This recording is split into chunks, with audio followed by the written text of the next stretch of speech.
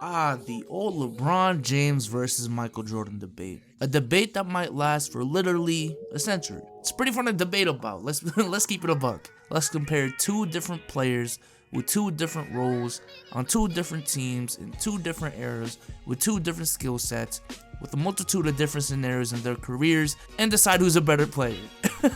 It seems pretty stupid, but you know, it's pretty fun to talk about. However, what I've been seeing on social media is something, how should I put this? Not fun. It's turned into this slander fest coming from both sides. Every Jordan post, there's someone in the comment section slandering MJ's competition, saying how he needed so much help to win on top of it, and just a slew of skewed stats being flown around to diminish what he did in his career. Every LeBron post, there's always someone bringing up his finals record, 2011, and Ray Allen saving his legacy.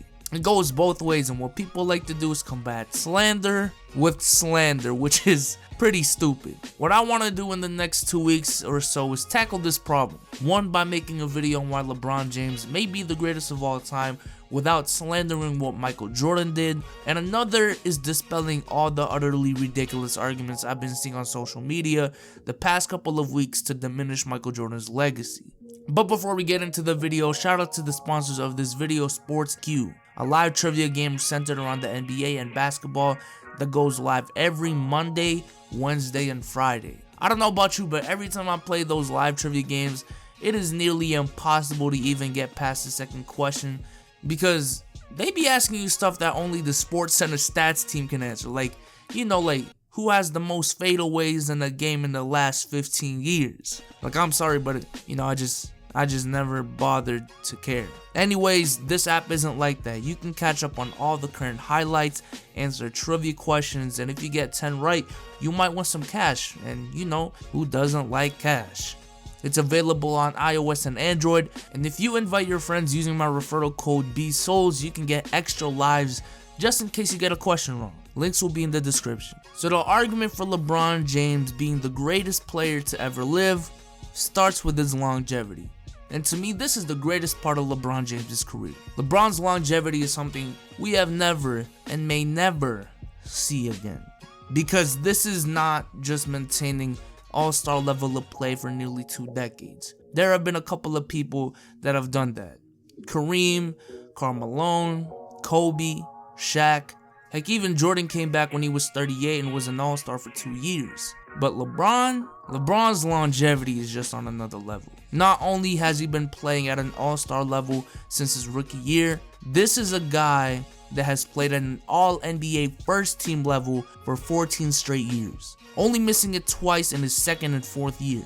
And even then, he was on the all-NBA second team. But even saying that doesn't do it enough justice. This man has been a legitimate contender for the best player in the NBA since his 3rd year in the league, and has been at the top, or at the very least second, since then. And this is a guy that is so great that at age 33, year 15, he is still viewed as an MVP candidate and the best player in the league.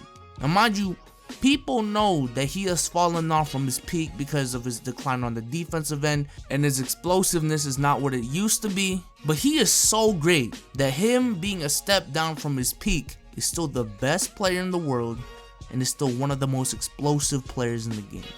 What's crazy is due to his rigorous conditioning and commitment to taking care of his body, which reportedly he spends around $1 million a year to take care of. I would not be surprised if he maintains this level of play or something close to it for another 3 to 4 years. Heck, I would not be surprised if the reason LeBron retires is not because his body is too banged up like with Kobe, but simply because he's mentally ready to retire from the game and let it go.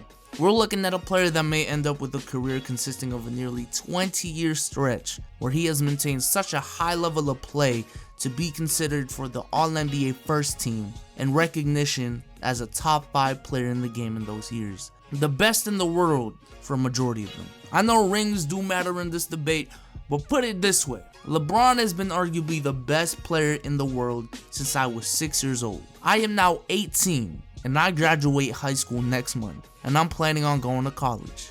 If I go through the whole education system and there is still even an argument for LeBron being the best player in the world, heck, if he is even a top 5 player in the world, That to me is enough to call him the greatest of all time. Another piece to this argument of LeBron being the greatest is really how he learned all of his basketball genius. Because I do agree that everyone in the top 10 has had the luxury of a legendary coach to be their mentor and be a guy that they can look to for legendary guidance. The two greatest coaches LeBron has played for was a guy he plays for only every 4 years in Mike Krzyzewski, and another guy who was retired and ran basketball operations in Pat Riley. I'm not knocking the other players and acting like it was easier for them to succeed, because they still had to put a tremendous amount of work to play within and succeed in those systems that these coaches implemented. But what I'm saying is, this is a luxury that LeBron was not even given from day one. A majority of what we see from LeBron has been self-taught, and that to me is ridiculously impressive. So the basketball that we've seen from him throughout the years was pretty much self-taught. That story of him knowing the Raptors playbook so well that he told Patrick Patterson where to go when he was on defense because he knew their playbook so well, that is pretty much self-taught. When I see guys like Giannis and Westbrook be held back from reaching their full potential because of coaching, it tells me one of two things. Either LeBron, without his full potential being unlocked, is already great enough to make a case for being the greatest basketball player to ever live, or LeBron was able to reach his full potential, which is being arguably the greatest ever, without elite coaching throughout a majority, if not all of his career. As far as skill set, with all due respect to Michael Jordan, there is a legitimate case to be made about LeBron James being the most complete player in NBA history. The reason I say with all due respect is because I do recognize that there is a legitimate case for Michael Jordan to also being the most complete player in NBA history. All I'm saying is LeBron has just as good of a case, however in a different way. Jordan was a player with no weaknesses, except for maybe 3-point shooting in an era where teams averaged only like 10 or 15 a game. He was a player capable of giving you 35 points on a variety of shots, from pull-ups, drives, the post, off ball, on insane efficiency at that. While at the same time, he was capable of giving you 5 to 6 assists a game, 6 to 7 rebounds, and playing defensive player of the year caliber defense on the other side of the court. LeBron James, on the other hand, is just as complete in a different way. He's a guy capable of giving you elite level scoring of 30 points a night on insane efficiency, grab you 7 to 8 rebounds, playmaker on a level that's comparable to some of the best point guards of all time, play as either a point guard, a wing, or a small ball 4, and guard a multitude positions on the defensive end at a good to great level. Significance is an aspect of greatness that I believe is also left off of many arguments that I see. There's a reason why guys like Bill Russell and Allen Iverson are respected as much as they are, and that is because of how much they changed the game, and LeBron is no different. LeBron has paved the way for stars in the NBA to take control of their own destiny. Before LeBron, there was this notion that you have to stay with the team that drafted you unless you demanded a trade so they can get equal value. LeBron was the one who paved the way for stars in the future to take control of their destiny and play for their own good for once, especially for franchises not respecting their greatness. This was a lesson that really would have helped a guy like Kevin Garnett and have helped guys like Kevin Durant and Chris Paul in their careers. He has also been the poster child of versatility in the NBA. While there have been guys such as Oscar Robertson, Larry Bird, and Grant Hill who have shown similar levels of versatility, it was LeBron who really popularized it and inspired the likes of Giannis, Ben Simmons, Lonzo Ball, and even younger guys like Luka Doncic to construct their skill sets in a way that they can affect multiple facets of the game.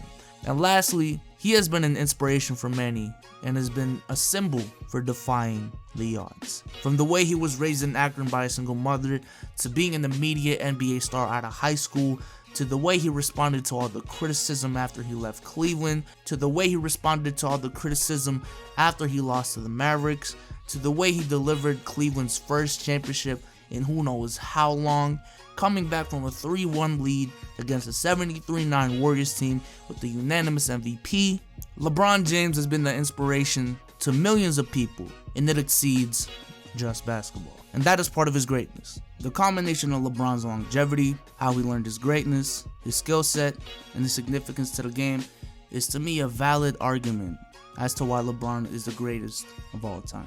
However, because of the fact that Jordan did play 15 seasons and LeBron has played 15 seasons, doesn't really make the longevity case as impressive as it can be 3 to 4 years down the line if he keeps this level of play. I think to me this is one of the few arguments that doesn't really rely on weak arguments that either are just freaking illogical or are purposely tailored to be taken out of context and to diminish what one or the other did in their career. Specifically, more recently, Jordan's. But with that being said, I hope y'all enjoyed this video. Make sure to go ahead and follow us on Twitch, The Dish Podcast. We're going live tonight at around 8:30, whenever I come back from the Celtics game, because I'm gonna be there watching LeBron James live. But with that being said, I hope y'all enjoyed this video, and I am out. Peace.